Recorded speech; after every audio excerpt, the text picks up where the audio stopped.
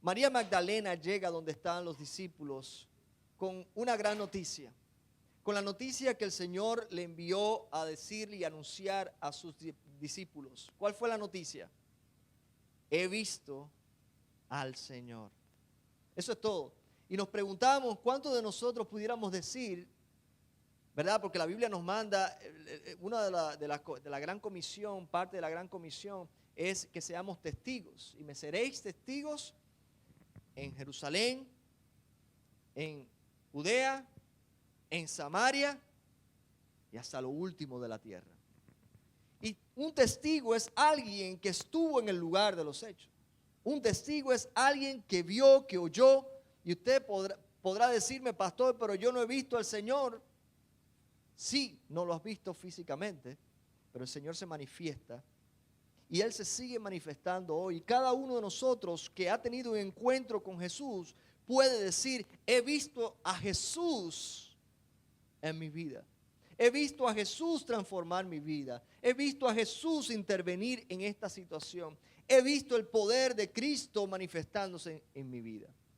Así que María Magdalena fue a los discípulos. Recuerdan que ella fue de mañana cuando todavía estaba oscuro. Y estos son detalles que hemos analizado, ¿verdad? Era oscuro en la mañana cuando María Magdalena va al sepulcro, le anuncia a los discípulos y todo lo que vimos el domingo pasado. Después que ella llega a los discípulos con esta noticia, ya ha oscurecido, llegó la noche del primer día de la semana y dice que estaban los discípulos reunidos con las puertas cerradas porque tenían miedo. Tenían miedo de los judíos. Y es interesante, las puertas estaban cerradas, era de noche, otra vez. ¿Saben lo que significa, verdad? Sus corazones estaban atemorizados.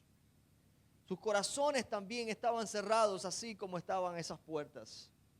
Todo lo que había creído parecía haber muerto en aquella cruz con Cristo. Y entonces Jesús aparece en medio de ellos, sin tocar la puerta, sin levantar la voz, sin pedir explicaciones o sin dar explicaciones, solo les dice paz a vosotros. Y es importante que nosotros prestemos atención a cada una de estas expresiones que constantemente se repite. Jesús repite en estos pocos versículos varias veces la misma palabra, la misma expresión, paz a vosotros. Ese momento lo cambia todo. No parece que Jesús haya vuelto. Es increíble, no puedo creerlo que Jesús esté acá. Para los discípulos era algo impensable.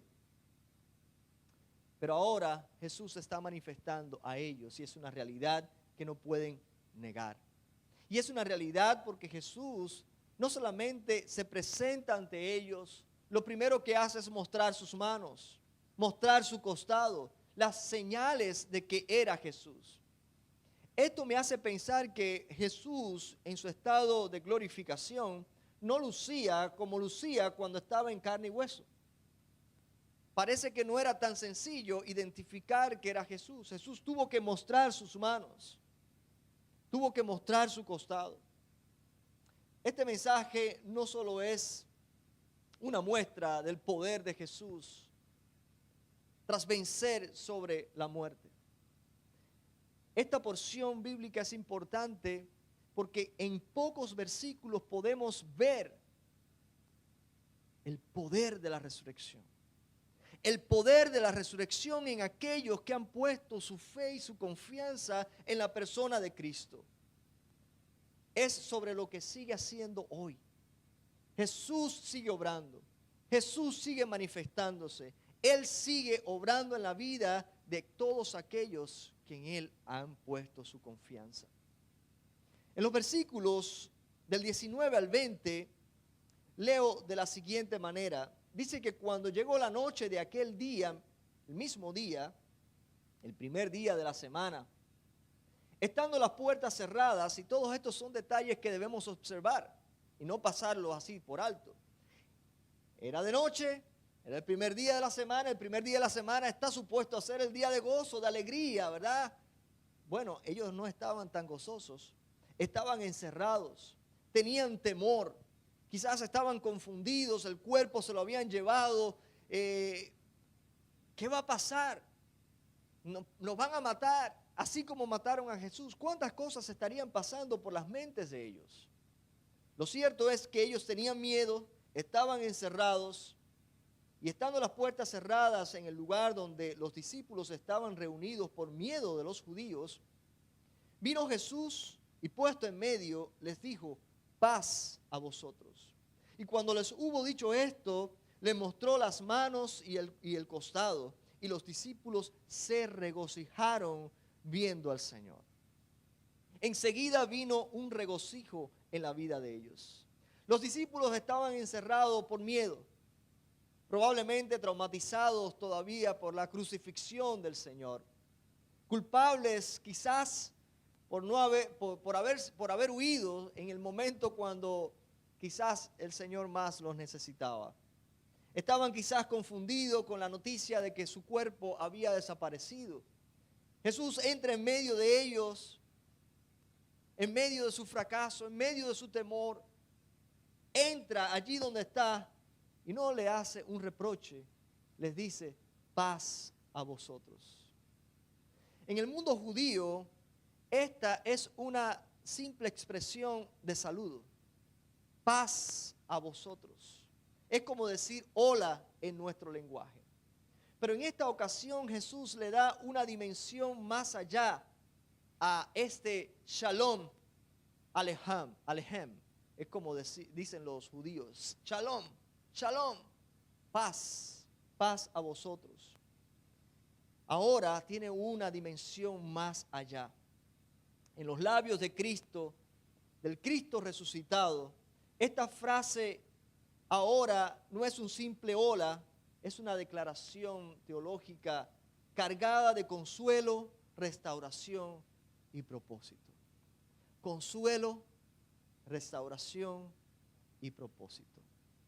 En el capítulo 14 de Juan, el versículo 27, dice: la paz os dejo, mi paz os doy. Yo no os la doy como el mundo la da. No se turbe vuestro corazón, ni tengan miedo. En otras palabras, Jesús está cumpliendo lo que había prometido antes de morir. Una paz que no está basada en circunstancias. Una paz que está basada en la presencia de Cristo en sus vidas. La presencia de Cristo es lo que cambia todo. Y Jesús le dijo: a ustedes les conviene que yo me vaya, porque si yo me voy, os enviaré el Consolador.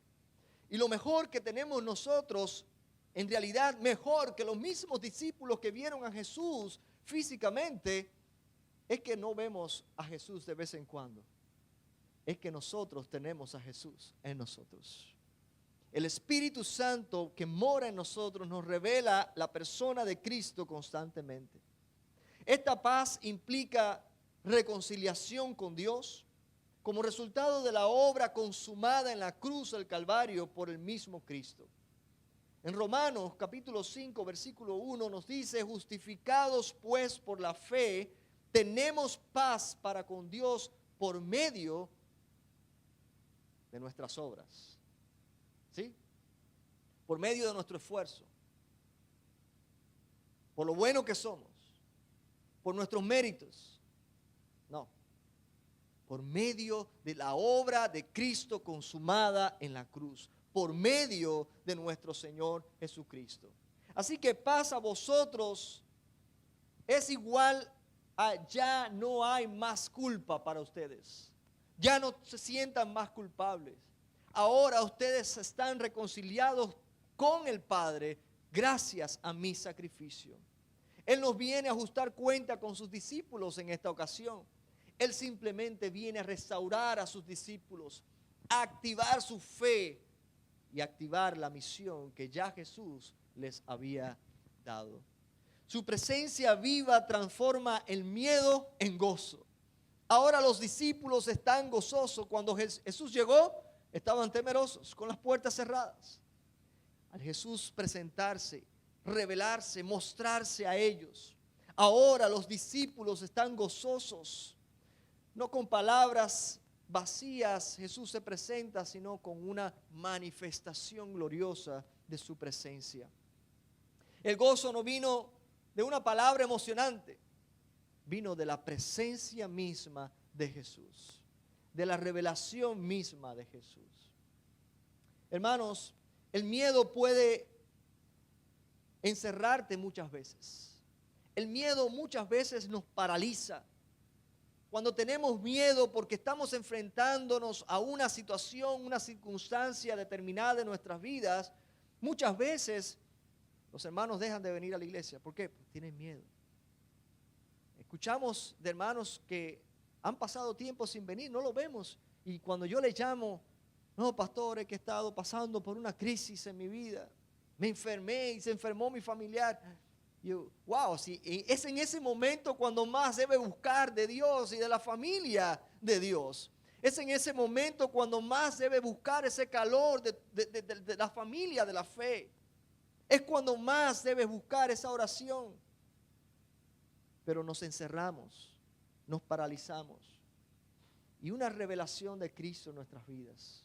Una presencia de Cristo. Cristo se manifiesta en lo personal, pero también se manifiesta en lo colectivo.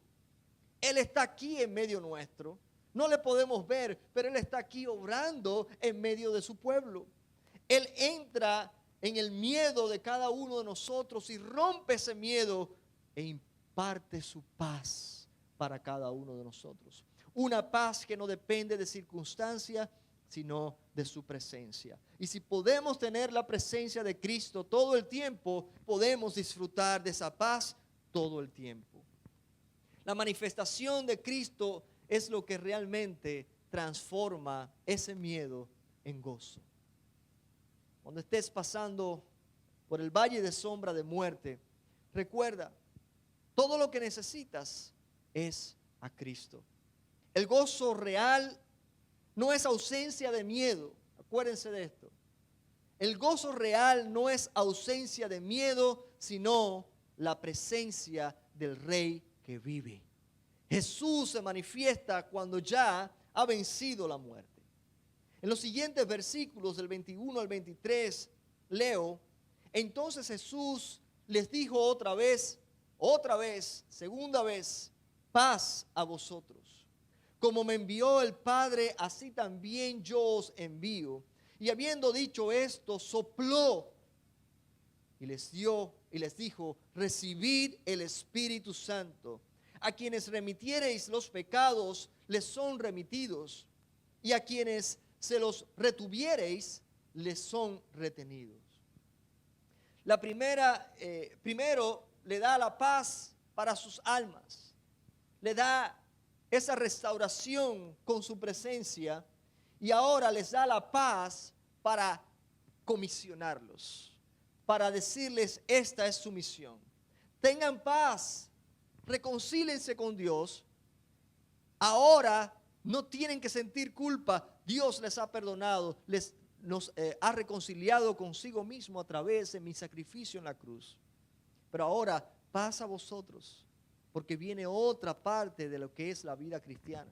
Muchos de nosotros pensamos que la vida cristiana es todo acerca de recibir a Cristo para ser salvo, y ahí terminó todo. Les cuento que ese es el comienzo de una nueva vida. Ese es el comienzo de un viaje.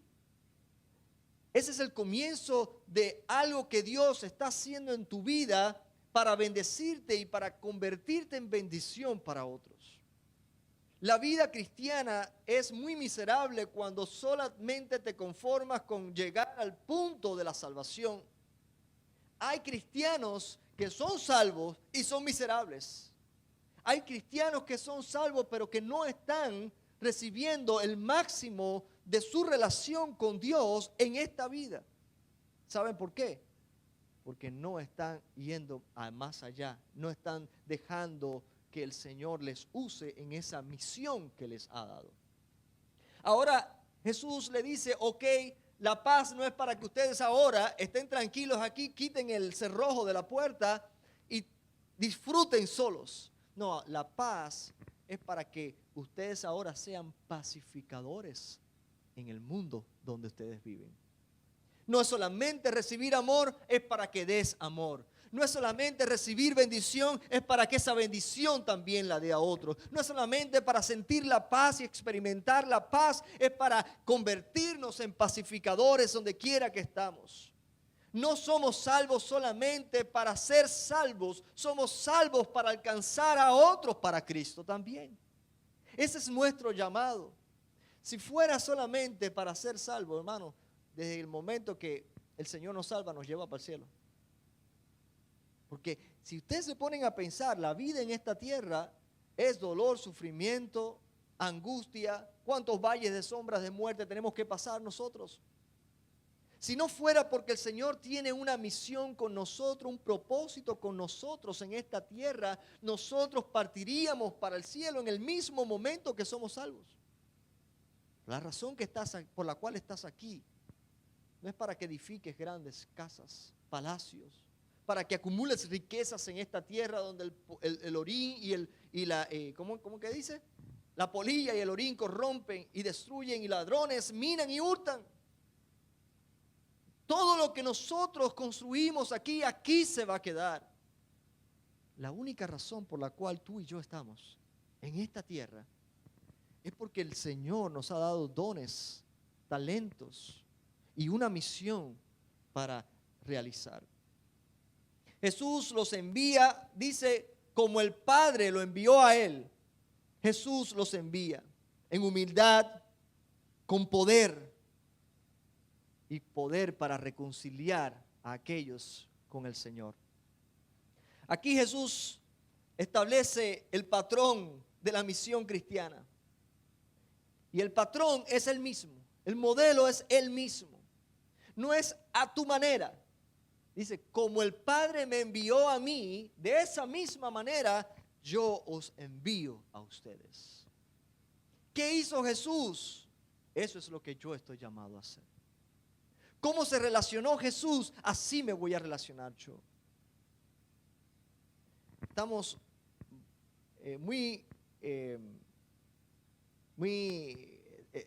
constantemente vemos iglesias formándose. Vemos iglesias que se plantan. Y yo digo, ¿estamos plantando cultos o estamos plantando iglesias? Porque un culto es sencillo, es un domingo a la semana y se acabó todo. Pero cuando hablamos de plantar iglesias, estamos llamando a iglesias que están activadas en una misión. No es simplemente venir los domingos y hacer un servicio, un culto, para entretener, para hacer sentir bien, para satisfacer a aquellos que vienen los domingos solamente para sentirse bien. El propósito de lo que hacemos aquí no es para que te sientas bien. Qué bueno que te sientes bien, pero esa no es la finalidad. Si tú no eres tocado o tocada, si tú no eres retado o retada a salir de estas cuatro paredes, a anunciar el evangelio que transforma vida, no estamos haciendo nada en absoluto. No estamos haciendo nada si todo lo que hacemos se queda aquí en este lugar. Jesús les dice, mi paz les dejo, pero también para que la compartan con otras. Mi bendición se la dejo para que también la comparta con otros. Les dejo mi poder, pero no para su uso personal. Mi poder es para llevar el mensaje del evangelio y transformar vidas. Como Jesús fue enviado, así somos nosotros enviados. Jesús fue enviado con humildad y compasión. Entonces nosotros no iremos con orgullo ni con juicio a las personas que nos rodean. Jesús fue enviado con verdad y gracia. Entonces nosotros debemos predicar con fidelidad y amor el mensaje del evangelio. Jesús fue enviado a los marginados y perseguidos. ¿A quiénes vamos a llegar nosotros? A los ricos, a los que tienen todo. Vamos a llegar a todos, ricos y pobres, no a los cómodos y satisfechos. Jesús fue obediente al Padre hasta la cruz y nosotros debemos vivir sujetos a su voluntad. Jesús fue enviado a dar su vida vivimos para entregar, no para retener. Jesús fue enviado a dar su... Ya nosotros no tenemos que dar nuestra vida. Si damos nuestra vida, es al ministerio. Nos entregamos completo al trabajo, a la misión que el Señor nos ha dado. Ya no, el mundo no necesita nuestro sacrificio. Es suficiente el sacrificio de Cristo. El mundo necesita amor. Y el amor muchas veces implica salir de la comodidad. Jesús no dice vayan como quieran. No dice vayan como yo fui. Y es interesante porque en esta parte que sigue me recuerda a lo que pasó en el Edén. Dice que Jesús le dice pasa a vosotros y sopla sobre ellos el Espíritu Santo. Y es interesante porque esto me recuerda cuando Dios sopló aliento de vida sobre Adán. En el Edén el pecado trajo vergüenza, separación y miedo. Después, en el capítulo 3 de Génesis lo narra. Aquí Jesús, ya resucitado, vuelve a buscar al ser humano temeroso y escondido, no para juzgarlo, sino para restaurarlo. Y en este momento es el inicio de una nueva vida. Él sopla aliento de vida, Él sopla su espíritu. Recuerdan que Adán y Eva cuando pecaron, murieron espiritualmente. La muerte significa separación de Dios. Espiritualmente estaban muertos. Y es cuando recibimos el Espíritu Santo que recobramos nuevamente esa vida de Dios. Es el Espíritu Santo el que nos permite volver a una relación estrecha con el Padre. Y recobramos esa vida. Y aquí los discípulos tienen esa experiencia. Ellos recobran esa vida. Y quizás algunos se preguntarán, pastor, pero siempre nos ha dicho que es en Pentecostés donde el Espíritu Santo fue dado y hablaron lenguas y todo eso, sí. Hay una gran diferencia entre lo que ocurre aquí y lo que ocurre en Pentecostés. Hay quienes dicen, no, aquí lo que ocurrió fue que le dio una pequeña porción del Espíritu Santo. Pero hay un problema, el Espíritu Santo es una persona. El Espíritu Santo no se da en porciones. El Espíritu Santo es una persona que o está o no está, habita o no habita. Realmente dice claramente este texto que Jesús articuladamente lo dijo, sopló en ellos el Espíritu Santo y le dijo, recibid el Espíritu. Y ellos recibieron el Espíritu Santo en aquel momento. Pero si se ponen a pensar, fueron estos discípulos los que movilizaron a esa iglesia que estaba reunida en el aposento alto en Pentecostés, que fue cuando ya Dios derrama el Espíritu Santo sobre cada creyente. En esta ocasión es solamente sobre los discípulos para activar su misión. Pero todavía no había ocurrido, no se había cumplido la promesa de Jesús. Os conviene que yo me vaya, porque si no me fuera el Espíritu Santo no vendría. Y esa promesa se cumplió en Pentecostés. A partir de Pentecostés, todos aquellos que ponen su fe en Cristo reciben en ese momento el Espíritu Santo. Aquí los discípulos tienen una experiencia necesaria, importante, porque son comisionados a activar a la iglesia, prepararlos para aquel día en el cual el Espíritu Santo vendría a morar en todos y cada uno de los creyentes que ponen su fe en Cristo. Jesús no les da poder de perdonar ellos mismos, por ellos mismos. Eso es la impresión que nos da cuando leemos estos versículos. Aquí dice el versículo 20, fue el versículo 20, el 19, y cuando yo, no, espérate, me pasé del... Dice, versículo 22, y habiendo dicho esto, sopló y les dio y les dijo, recibid el Espíritu Santo. Y fíjense lo que sigue en el versículo 23, y a quienes remitiereis los pecados, les son remitidos, y a quienes se los retuviereis, les son retenidos. Y ahí da la impresión de que nos estuviera diciendo, ustedes pueden perdonar pecados o pueden no perdonar pecados.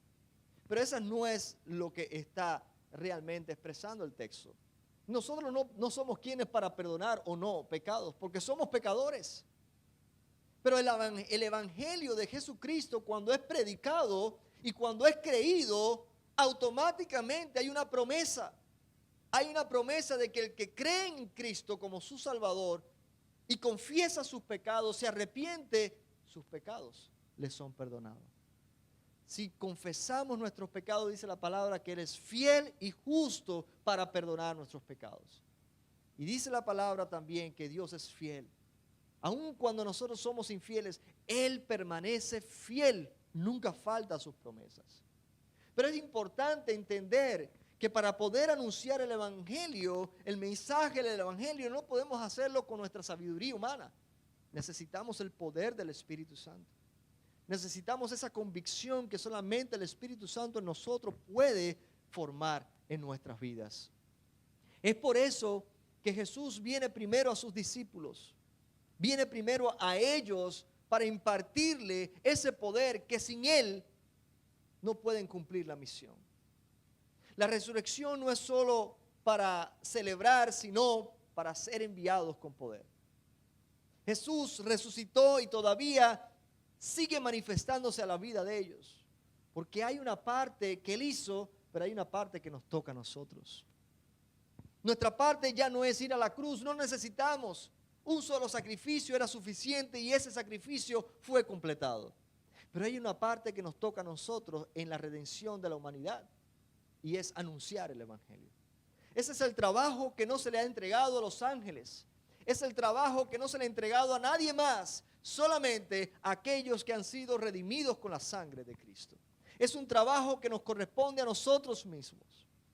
Ustedes se han dado cuenta en la narración de los evangelios cuando muchas veces Satanás trataba de llamar a Jesús por su nombre y Jesús se lo impedía. Porque no es a Satanás, no son los demonios quienes llaman a Jesús ni proclaman a Jesús. No son los ángeles del cielo. Es un trabajo, es un gran privilegio que se nos ha dado. Es la gran noticia. No hay noticia mejor que esta y la tienes tú para comunicarla. A veces nos pica la lengua cuando nos enteramos de un chisme y queremos comunicarlo. Ojalá y nos picara la lengua de la misma manera o aún más cuando vemos a alguien que realmente necesita la gracia de Cristo y que podemos anunciarle ese evangelio que puede transformar su vida. Si has recibido el Espíritu Santo, hermano, no puedes quedarte encerrado como aquellos discípulos. Ellos estaban encerrados porque tenían miedo, porque no tenían la presencia de Cristo. Pero una vez que Jesús sopló en ellos aliento de vida, el Espíritu Santo, esos discípulos se llenaron de valor. Esos discípulos empezaron a reactivar a la iglesia que estaba dispersa, aquellos que habían creído, aquellos discípulos.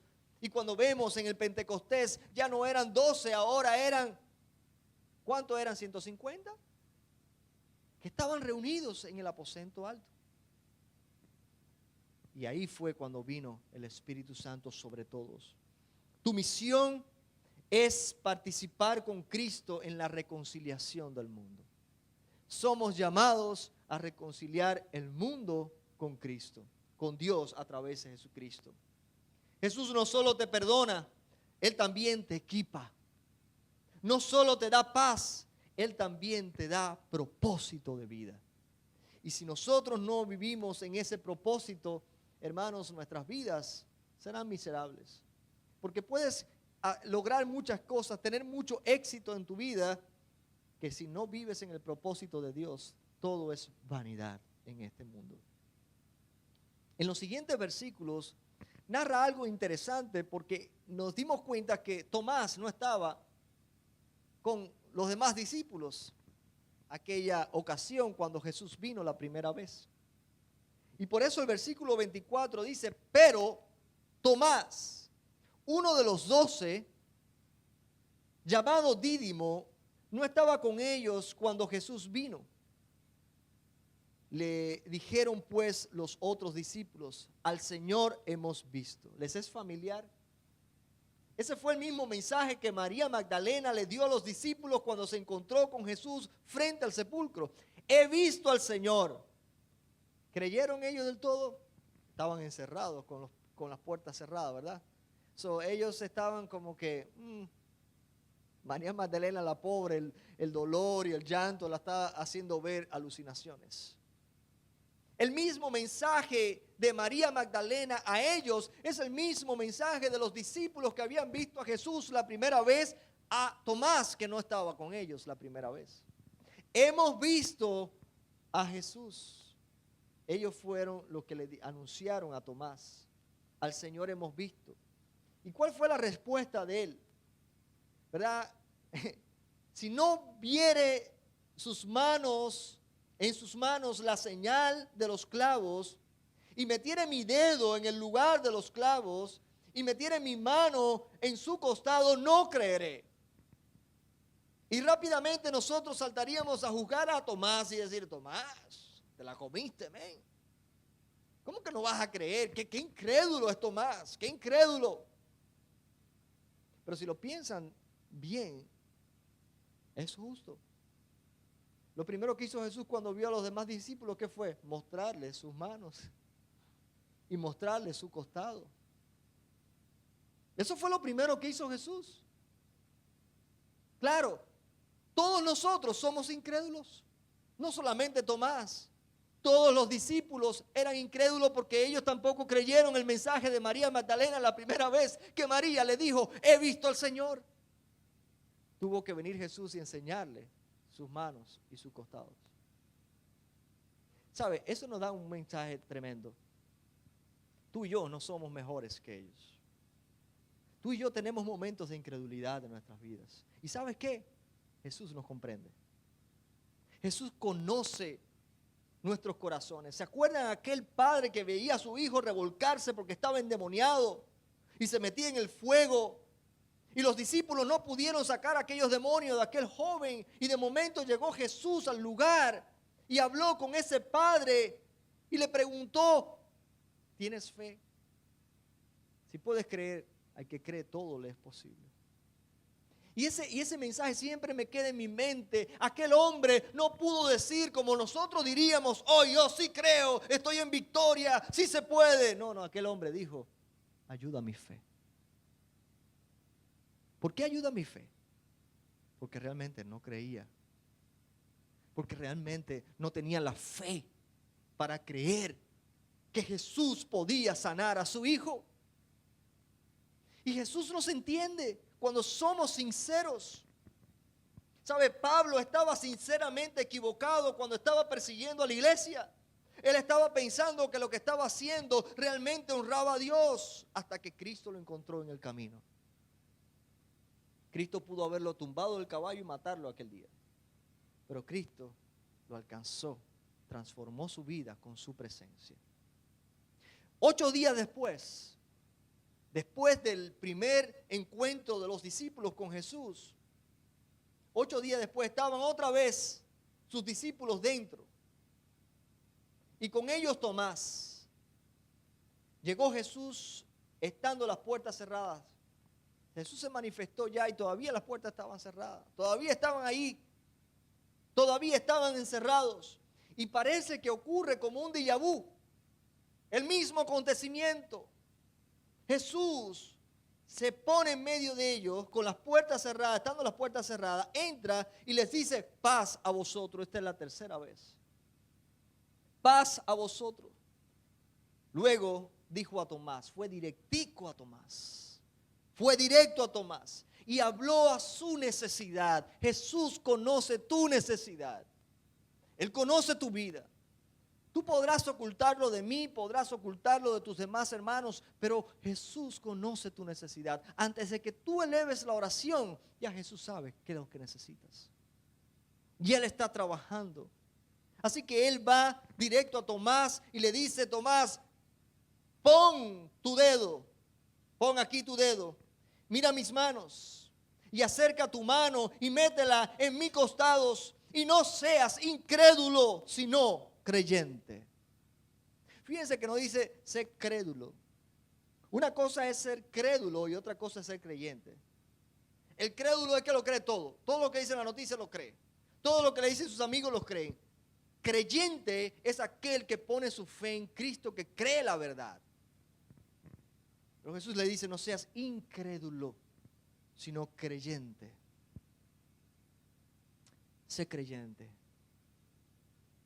Pon tu fe en Jesús. Pero la respuesta de Tomás fue maravillosa. Y es quizás la respuesta que tú y yo, la reacción que tú y yo tuvimos en aquel momento cuando nos encontramos con Cristo. Entonces Tomás respondió y le dijo, Señor mío y Dios mío. Señor mío y Dios mío. Jesús entonces lo regañó. No lo regañó. Jesús le dijo, porque has visto, Tomás, creíste.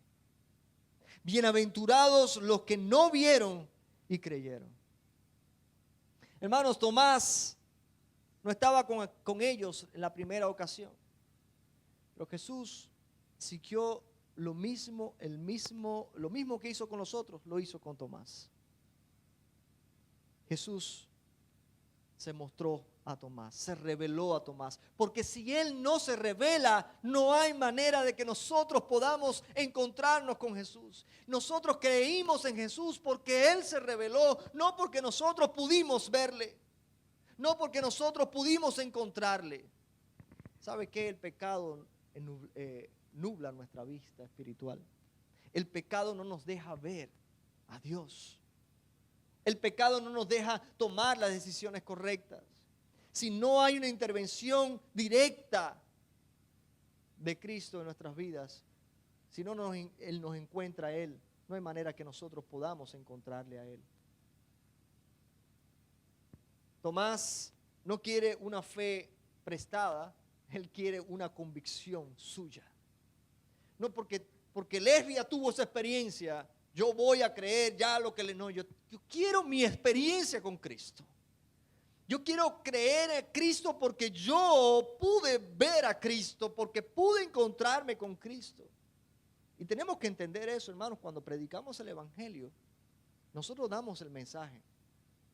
Pero cada persona debe tener su encuentro con Jesús.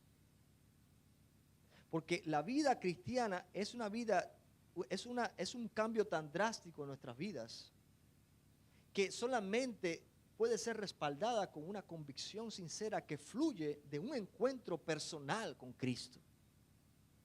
Si usted no ha tenido ese encuentro con Cristo, usted no tiene la valentía quizás para hablarle a un grupo que se van a burlar de usted cuando usted empieza a hablar de Cristo, de alguien que ellos no pueden ver.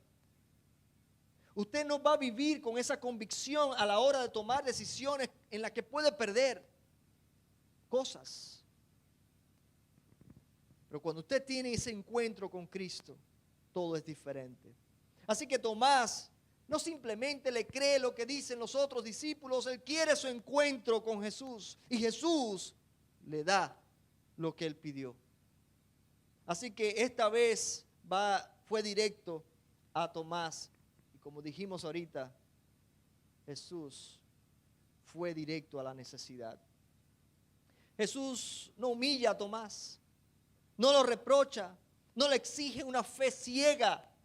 Le ofrece una revelación personal a Tomás. Y Tomás responde con la confesión más clara y elevada de todos los evangelios. No hay un lugar en el evangelio donde hayas visto una declaración tan clara de Jesús como hombre y Dios en el mismo lugar. Mi Señor y mi Dios. Señor mío y Dios mío. ¿Qué clase de revelación? Eso no lo dijeron los otros discípulos. Pero Tomás, al que muchos critican, al que muchos han tildado de incrédulo, fue Tomás el que confesó a Jesús con esa extravagancia. Señor mío y Dios mío. Y este no es solo un reconocimiento de la identidad de Cristo, es una rendición total. Señor mío, Cuando tú reconoces a Dios, a Cristo como tu Señor, es porque estás dispuesto a rendirte a Él, a someterse a su señorío, a su voluntad. Implica obediencia. Y cuando dice Dios mío, es porque es digno de adoración. Solo Dios es digno de adoración. Y Jesús no lo corrige. Jesús no dice, no, ahórratelo de Dios. No. Señor mío y Dios mío, sí, eso soy yo. Señor y Dios. Así que Tomás no solo cree en Jesús resucitado, ahora también proclama él mismo que Jesús es Dios. Porque has visto, Tomás, creíste. Dice Jesús, bienaventurados los que nos vieron y creyeron. Y aquí Jesús te incluye a ti y a mí, porque no hemos visto, pero hemos creído. Y somos bienaventurados, 100 veces felices aquellos que no vieron, pero creyeron. Cuando tu fe en Jesús no se basa en lo que puedes ver, es mayor muestra del poder de Dios para convencernos de la verdad. Jesús no reprende a Tomás, pero bendice a quienes creen en Él sin tener que ver evidencias visibles.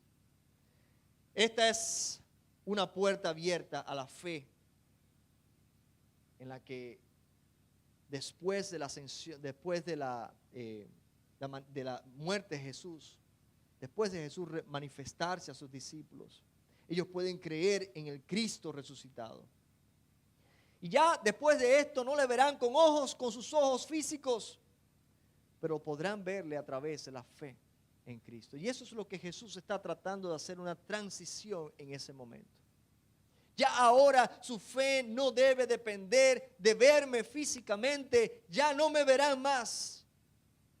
Pero es importante que entiendan que la verdad es más allá de lo físico.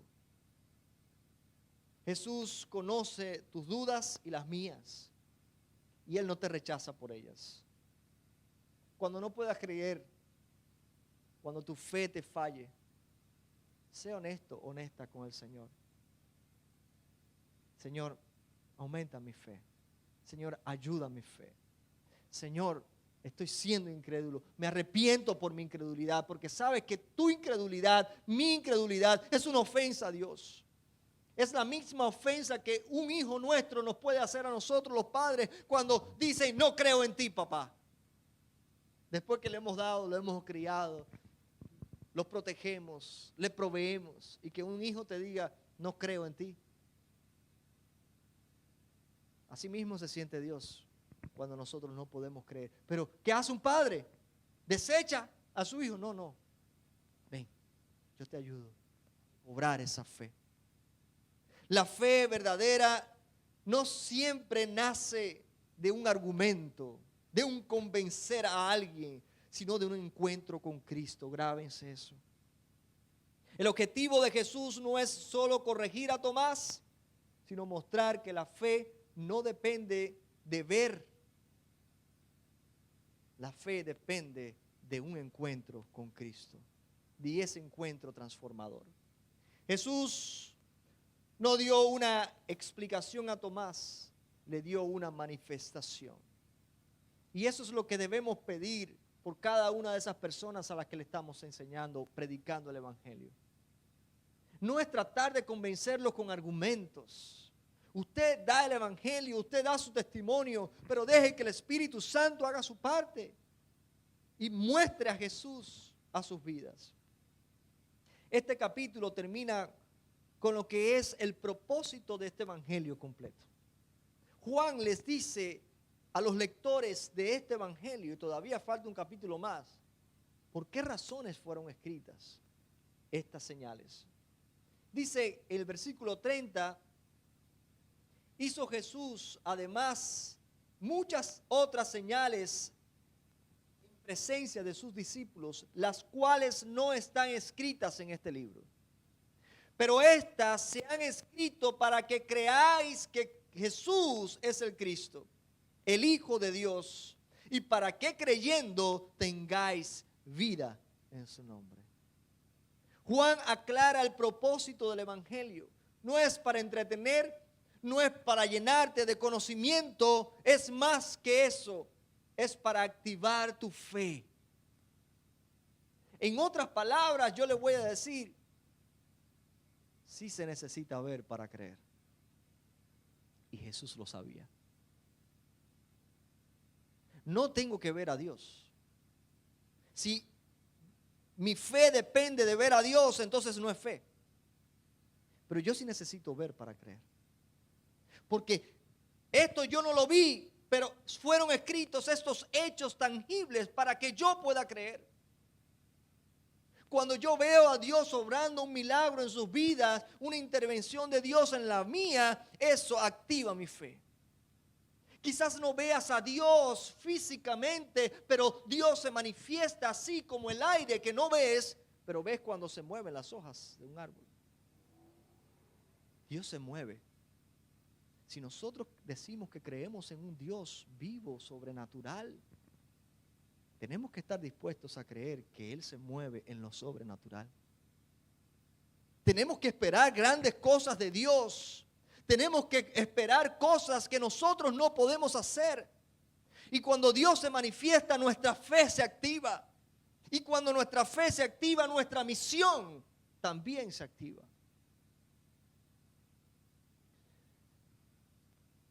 Juan no registró todos los acontecimientos, pero los que registró en su evangelio son suficientes para que creas y para que a través de esa fe cobres vida en Jesús. No se trata solo de información histórica, sino de una invitación espiritual a creer en Cristo. El evangelio no es una historia opcional, hermanos. Hablar del evangelio de Jesucristo es más que contar una historia. Por eso el evangelio no debe simplemente hablarse, comunicarse verbalmente. El evangelio hay que vivirlo. El evangelio no sirve solamente para ser salvo un día. El evangelio hay que vivirlo todos los días de nuestras vidas. ¿Cómo se vive, pastor, el evangelio? Sencillo. Vive a Cristo. Que en tu trabajo vean a Cristo. Que en tu escuela vean a Cristo. Que tus hijos vean a Cristo. Si el Espíritu Santo mora en nosotros y nos revela la persona de Cristo, el carácter de Cristo, nosotros tenemos que ser Cristo en este mundo. Y eso es vivir el evangelio. Cuando somos llamados no solamente a proclamar verbalmente el mensaje, sino a vivirlo, entonces la gente estará viendo señales. Y porque ven, van a creer que Cristo realmente vive y sigue obrando. Si lo conoces, no puedes permanecer neutral. Si has tenido un encuentro con Jesús, vas a sentir lo mismo que María Magdalena. He visto al Señor. Vas a sentir lo mismo que sintieron los discípulos que estaban encerrados. He visto al Señor, le dijeron a Tomás. Y luego vas a hacer lo mismo que todos ellos hicieron, que murieron como mártires. Ellos estuvieron dispuestos a dar su vida por el evangelio. Nadie muere por una mentira. Nadie muere por un cuento. Solamente alguien que tiene una convicción formada de un encuentro real con Cristo es capaz de atreverse a dar el evangelio aun cuando eso pueda costarle la vida. La palabra de Dios no solo informa, sino transforma nuestras vidas. No solo enseña, sino transfiere vida. Y este es el mensaje que Jesús quiere traer a sus discípulos para activarlos. En este momento de temor, de oscuridad, de miedo en su momento. Y es el llamado que Jesús hace hoy para la iglesia. Activarse. A levantarse. ¿Qué está en mis manos hacer? Yo no puedo llegar a todas partes del mundo, no puedo arreglar a todo el mundo, no puedo ayudar a todo el mundo, pero yo puedo ser las manos de Jesús, yo puedo ser la voz de Jesús, yo puedo ser los pies de Jesús, yo puedo mostrar el carácter de Cristo en cada una de mis relaciones, interacciones humanas. Cuando la iglesia se activa de esta manera, hermanos, la iglesia deja de ser un templo más, un grupo más que se reúne, un grupo de religiosos más, un culto más. La iglesia empieza a ser una familia activada para alcanzar y provocar movimiento del evangelio en su ciudad. Y cuando la gente empieza a ver a Cristo, mira a Cristo, mira a Cristo, mira a Cristo. Wow, cuánta gente encontrándose con Cristo. Porque se han encontrado con alguien que ha sido transformado por Cristo. Que el Señor nos ayude en esa misión. Que ese fuego sea el mismo que nos consuma a nosotros. Que ese fuego sea el mismo que nos mueva y nos active a nosotros hoy. No estar aquí solamente para escuchar un sermón, que sea para vivir, salir de estas 4 paredes. Y mientras vamos, dice, mientras vamos, comunicar el mensaje con claridad. Y eso implica hablar, implica actuar. Les esperamos el sábado para que como iglesia estemos activadas, uniéndonos a Love Life, para abogar por la vida, abogar por el amor. Cuando esas mujeres llegan allí al centro de aborto, ellas van con tristeza en su corazón. No piensen que eso es algo que ellos hacen, con gozo. Ellos van con tristeza. Van allí porque piensan que quitándole la vida a su bebé van a resolver un problema. Y les digo algo, yo he estado en el antes y el después de muchas de esas mujeres. En mi trabajo yo he tenido que asistir a muchas mujeres que han pasado por esta triste situación de haber tenido que realizarse un aborto. ¿Sabes qué? El Señor restaura, el Señor perdona, el Señor te ama. El Señor no está para condenar a quienes ya lo hicieron. Pero hermanos, ¿cuánto mal se pueden ahorrar esas mujeres? Ustedes saben cuántas mujeres están sufriendo depresión porque tuvieron que pasar por un aborto. Yo lo he visto. Y lo peor de todo es que muchas de esas mujeres saben por qué tienen esa depresión. Porque pasaron por un aborto en su vida. ¿Dios puede restaurar? Claro que sí. Pero es hora de que nosotros nos levantemos como iglesia y anunciemos. No solamente salvar vida. Como dijo Manny ahorita, ustedes pueden creer que la mayoría de las muertes en este país no sean por accidente ni por enfermedad. Son por abortos. Están muriendo todos los días. 1 de cada 3 mujeres están efectuándose un aborto. Y eso está ocurriendo hoy, aquí. Y Miami es una de las ciudades en las que mayor índice de aborto hay. ¿Qué estamos haciendo en la iglesia? No estamos para levantar carteles. Hay que orar, hay que interceder. Porque ¿sabes qué? Esto me recuerda a lo que pasaba con el pueblo de Israel cuando hicieron lo mismo que las naciones paganas. ¿Saben qué hacía? Entregaban a sus hijos en sacrificios, imitando las religiones paganas, a los pueblos paganos que estaban alrededor de ellos. Y si ustedes miran esos centros de aborto, eso es como un centro espiritual donde sacrifican niños. Eso es un negocio, porque esos niños, esos cuerpos son usados para un montón de cosas que se consumen hoy.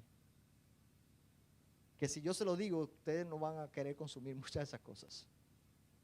Pero bueno, esa es la realidad que vivimos. Así que, ¿qué podemos hacer? Activarnos. Dar el evangelio de Jesús y movilizarnos, salir de las 4 paredes.